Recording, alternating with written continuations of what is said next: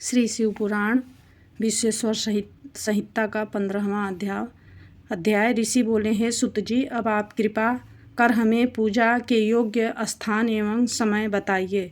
सुत जी कहने लगे, देव, यज्ञादि कर्मों को शुद्ध गृह बराबर फल देने वाला होता है।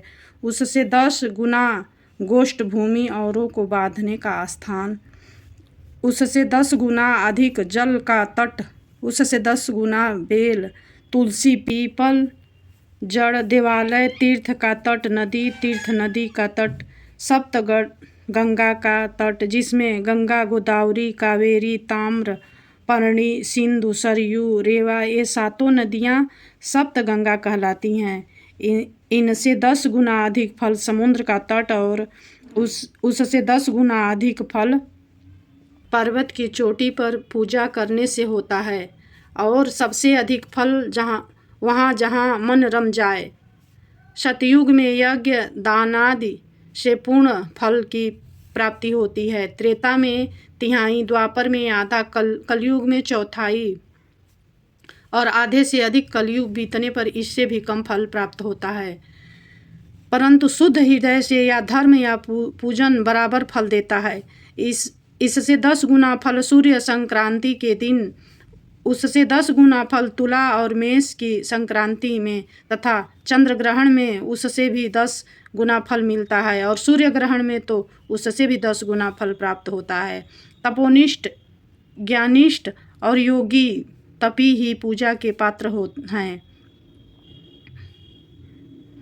ऐसे समय में जो इनकी पूजा करता है उसके समस्त पाप नष्ट हो जाते हैं। वह ब्राह्मण भी पूजा का पात्र है। जिसने 24 लाख गायत्री का जप किया हो, वह संपूर्ण काल और भोग का दाता है। क्योंकि गायत्री के जप से शुद्ध हुआ ब्राह्मण परम पवित्र है। नर नारी आदि जीव कोई भी हो, वही अन्नदान का पात्र है। इच्छा वाले को देना ही अमिष्ट फलदायक है। यदि मांगने पर दिया तो आधा फल, सेवक को दिया तो चौथाई फल, और यदि ब्राह्मण दीन हो तो उसे देने से 10 वर्ष का फल प्राप्त होता है। ब्राह्मण तो जाति से ब्राह्मण ही है। यदि वेद पाठी है, गायत्री के जप से युक्त है तो उसे दान देने में वैकुंठ की प्राप्ति होती है। थोड़ा या बहुत देवार्पण बुद्धि से किया हुआ दान अनंत भोग देता है। मनुष्य को तप और दान ये दोनों ही सर्वदा करने चाहिए। देवताओं की तृप्ति के लिए सभी भोग मिलते हैं। 16वां अध्याय। ऋषि बोले, हे सुत जी, अब हमें उस पार्थिव पूजन की विधि बताइए। सुत जी बोले, हे महर्षियों, मिट्टी से बनाई हुई प्रतिमा का पूजन करने से पुरुष हो या स्त्री सभी के मनोरथ सफल हो जाते हैं। इसके लिए नदी, तालाब, कुआं या जल के भीतर की मिट्टी लाकर सुगंधित द्रव्य के चूर्ण से उसका शोधन करें। फिर दूध डालकर अपने हाथ से सुंदर मूर्ति बनावें। पद्मासन द्वारा उस पार्थिव प्रतिमा का आदर सहित पूजन करें। गणेश, सूर्य, विष्णु, शिव, पार्वती की मूर्ति और शिव जी के शिवलिंग का तो ब्राह्मण सदैव पूजन करें। इस षोडशोपचार युक्त पूजन करने से मनोरथ अवश्य सिद्ध होते हैं। किसी भी व्यक्ति के स्थापित किए लिंग पर 3 शेर नैवेद्य और स्वयं उत्पन्न हुए लिंग पर 5 शेर नैवेद्य चढ़ाने का नियम है। इस प्रकार जो 1000 नैवेद्य चढ़ाता है, यदि वह ब्राह्मण है तो उसे सत्यलोक की प्राप्ति होती है। 12 अंगुल चौड़ा और 25 अंगुल लंबा यह लिंग का प्रमाण है और 15 अंगुल ऊंचा लोहे या लकड़ी के बनाए हुए पत्र का भी नाम शिव है। इसके अभिषेक से आत्मशुद्धि, गंध चढ़ाने से पुण्य और नैवेद्य चढ़ाने से आयु तथा धूप देने से धन की प्राप्ति होती है। दीप से ज्ञान और तांबुल से भोग मिलता है। अतएव स्नान आदि ये 6 पूजन के अंग का यत्न पूर्वक साधना करें। नमस्कार और जप ये दोनों सभी अमिष्ट हैं। जो जिस देवता की पूजा करता है वह उस देवता के लोक को प्राप्त होता है। साथ ही उसके बीच के लोगों में भी यथेष्ट भोग मिलते हैं। हे महर्षियों, भूलोक में श्री गणेश जी पूजनीय हैं। जैसा शिव जी ने नियत किया है उसी के अनुसार तिथि, वार, नक्षत्र आदि का विचार कर जो विधि सहित इनकी पूजा करता है उसके कौन से मनोरथ पूर्ण नहीं होते हैं।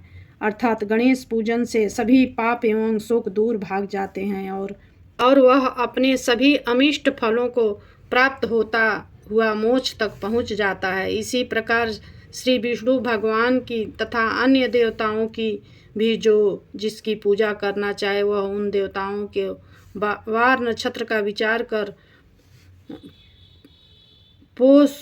षोडशोपचार पूजन भजन करें तो अमिष्ट फल की प्राप्ति होती है। शिव जी तो सभी मनोरथों को देने वाले हैं। जो महाआर्द्रा नक्षत्र में माघ की वह अपने सभी अमिष्ट फलों को पाता हुआ मोक्ष तक पहुंच जाता है। इसी प्रकार श्री विष्णु भगवान की तथा अन्य देवताओं की भी जिसकी पूजा करना चाहे वह उन देवताओं के बार नक्षत्र का विचार कर षोडशोपचार पूजन भजन करे तो अमिष्ट फल की प्राप्ति होती है। शिव जी तो सभी मनोरथों को देने वाले हैं। जो महाआर्द्रा नक्षत्र में माघ कृष्ण चतुर्दशी को शिव जी का पूजन करता है उसकी आयु बढ़ती है। ऐसे ही और भी नक्षत्रों, महीनों तथा वारों में शिव जी की पूजा का अद्भुत महात्म्य है। शिव का भजन भोग और मोक्ष का देने वाला है। कार्तिक मास में देवताओं का भजन विशेष फलदायक होता है। विद्वानों को उचित है कि वह इस महीने में सब देवताओं का भजन करें, संयम नियम से जप तप हवन और दान करें, क्योंकि कार्तिक मास में देवताओं का भजन सर्व व्याधि हरता है। कार्तिक मास में रविवार के दिन जो सूर्य की पूजा करता है और तेल एवं कपास का दान करता है उसके यदि कुष्ठ रोग है तो वह दूर हो जाता है। जो अपने तन एवं मन को जीवन प्रयत्न शिव के अर्पण कर देता है उसे शिव जी अपनी सायुज्य मुक्ति प्रदान करते हैं। योनिका और लिंग इस दोनों स्वरूपों के शिव जी के स्वरूप में समाविष्ट होने के कारण शिव जी जगत के जन्म निरूपण हैं और इसी नाते से जन्म की निवृत्ति के लिए शिव जी की जन्म पूजा का अलग विधान भी है।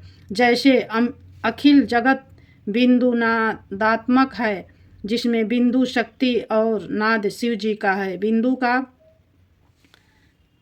बिंदु का आधार नाद है और जगत का आधार बिंदु है। इसीलिए ये दोनों ही जगत के आधार हुए। बिंदु देवी और नाद शिव हैं, इसीलिए यह दोनों शिवलिंग नाम से प्रसिद्ध हुए। अतः जन्म की निवृत्ति के लिए शिवलिंग को पूजें। देवी रूपी माता बिंदु और शिव रूप पिता नाद हैं। शिव भक्ति के मिलाप का नाम लिंग है। शिव जी अपने लिंग के पूजन करने से उत्पन्न हो जाते हैं। जो इस शिवलिंग का आदर सहित पूजन करता है वह जन्मादि से निवृत्त हो जाता है। आदित्यवार के दिन पंचगव्य गोबर और गौमूत्र, गौदुग्ध, गौमृत और मधु द्वारा शिव जी को स्नान करावें। इसके बाद पुनः दूध से स्नान करावें। शहद, ईख का रस, दुग्ध से अन्य का नैवेद्य बनाकर प्रवण पूर्वक चढ़ावें। जो इस तरह आदित्यवार के दिन प्रेम से महालिंग की पूजा करता है उसका पूर्व जन्म नहीं होता। रुद्राक्ष धारण करने से, चौथाई विभूमि धारण करने से, आधा मंत्र जपने से, पौन पूजन से पूर्ण भक्ति प्राप्त करता है।